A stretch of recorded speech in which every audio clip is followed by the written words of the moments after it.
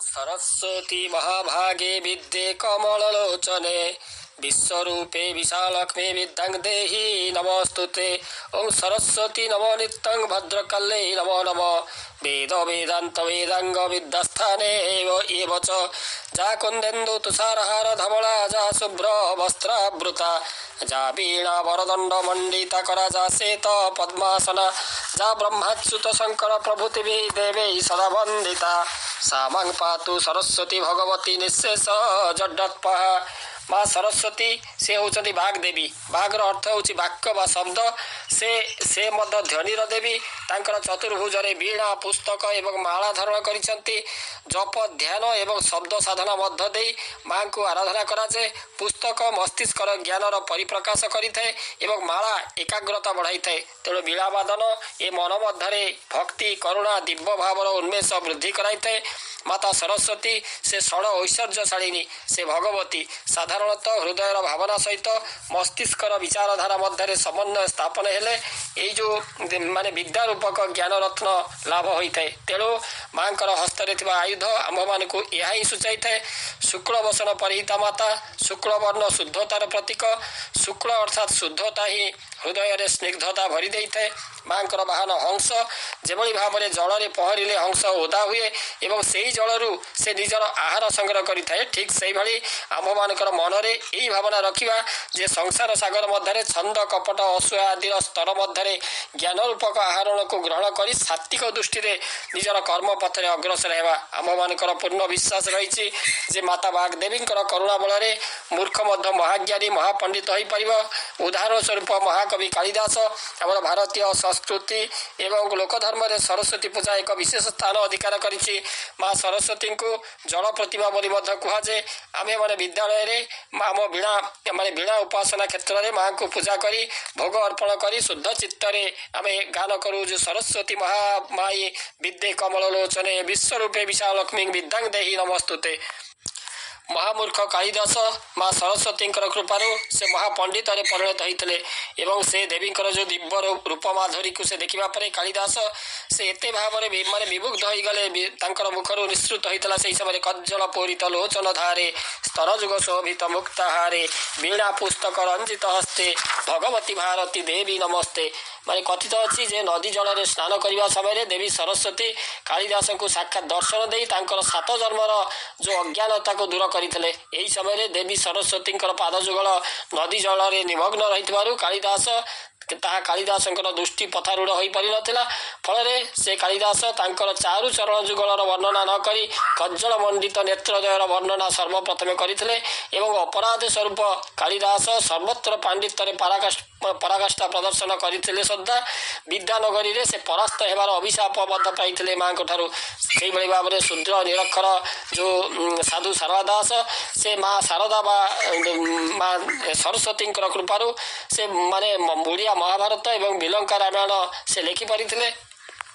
तेणु बसंतर ये जो ऋतुराज बसंतर आगमन में बागदेवी पवित्रतार प्रतीक रूपे से श्वेत वस्त्र परिहिता श्वेत हंसरूढ़ा श्वेत पद्मासना होई से मंद मंद हासरे से सुचिस्मिता नाम को से सार्थक करिसंती।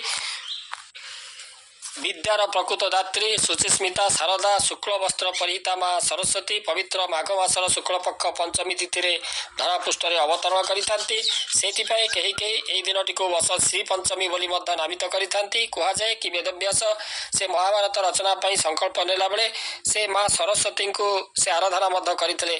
सरस्वती आराधना करथिले। माघ शुक्ल पंचमी तिथि माँ प्रकट होइथिबारु एही दिनटी को सरस्वती पूजा रूप में पालन कराए। कहुए भारतस्स प्रतिष्ठे दे संस्कृतिस्तता अर्थात भारतवर्षर प्रतिष्ठा यार संस्कृत भाषार एवं संस्कृति उपर दंडायमान।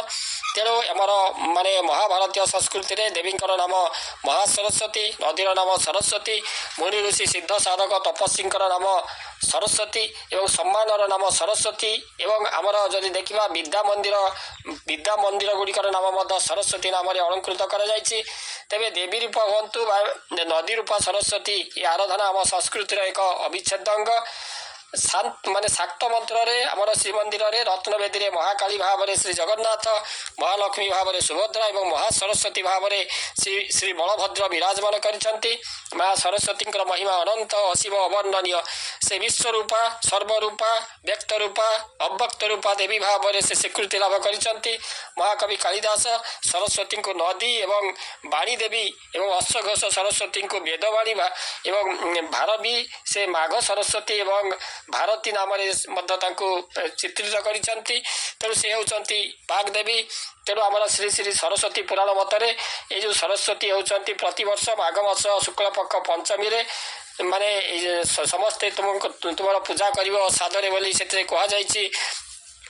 ଏବଂ ସେଥିରେ ମଧ୍ୟ କୁହାଯାଇଛି ନର ଜନ୍ମେ ଯେ ତୁମକୁ ପୂଜା ନ କରିବ ତାହା ସମ ପାପୀ ନାହିଁ ବୋଲି ଜାଣିବ ବୋଲି ମଧ୍ୟ ସେଥିରେ କୁହାଯାଇଛି। ଏବଂ ପ୍ରାଚୀନ କାଳରେ ମହାମୂର୍ଖ କାଳିଦାସ ଏହି ବାଗ୍ଦେବୀଙ୍କର କୃପାରୁ ମହାଜ୍ଞାନୀ ମହାକବି କାଳିଦାସରେ ସେ ରୂପାନ୍ତରିତ ହୋଇଥିଲେ। ତାଙ୍କ ସମ୍ବନ୍ଧରେ ମଧ୍ୟ ଅନେକ ରୋଚକ କଥା ସେ ରହିଛି। ଦେବୀଙ୍କୁ କିଭଳି ଭାବରେ ସେ ତାଙ୍କର ଯେଉଁ ଦୃଷ୍ଟି ପଥାରୂଢ଼ ହୋଇନଥିଲେ ମଧ୍ୟ ସେ କିଭଳି ତାଙ୍କର ଯେ ଆହ୍ୱାନ ସେ କରିଥିଲେ।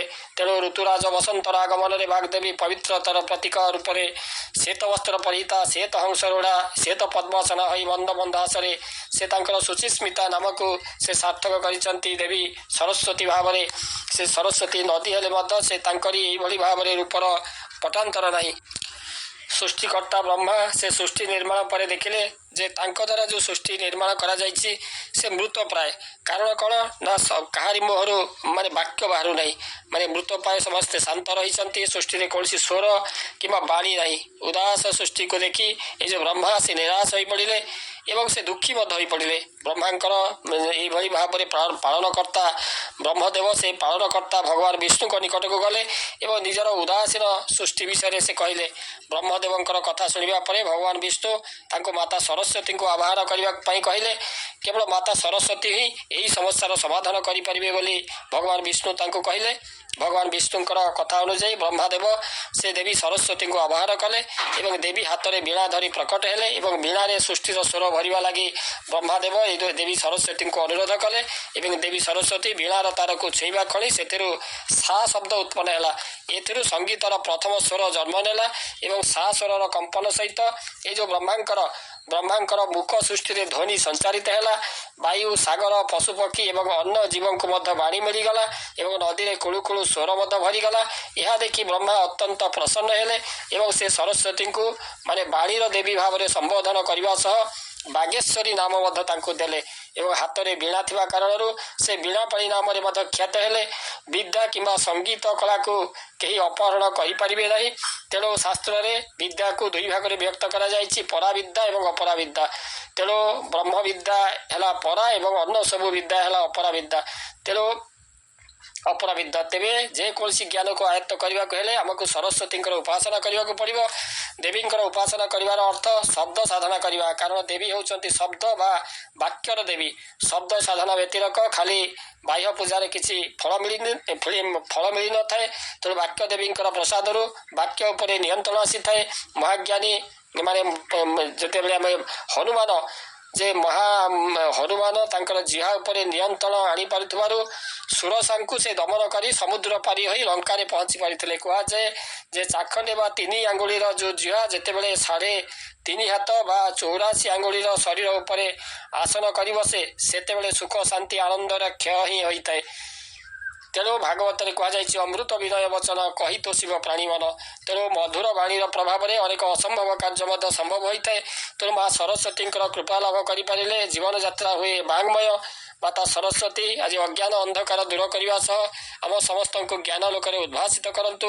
ପବିତ୍ର ବସନ୍ତ ପଞ୍ଚମୀର ଏ ଯେଉଁ ବାସନ୍ତୀ ପ୍ରଭାତରେ ଆସନ୍ତୁ ମାଙ୍କର ଚରଣ ବନ୍ଦନା କରି ଆମେ ଗାଇବା ଜ୍ଞାନ ଦେହି ବିଦ୍ୟା ଦେହି ବୁଦ୍ଧି ଦେହି ସରସ୍ୱତୀ ଯାହା ଦେବୀ ଜ୍ଞାନ ଶକ୍ତି, ବୁଦ୍ଧି ଶକ୍ତି, ସ୍ମୃତି ଶକ୍ତି ସ୍ୱରୂପିଣୀ, ପ୍ରତିଭା କଳ୍ପନା ଶକ୍ତି ନମସ୍ତୁତେ। ତାଙ୍କୁ ଏଇଭଳି ଭାବରେ ଆମେ ତାଙ୍କର ନମନ କରିବା।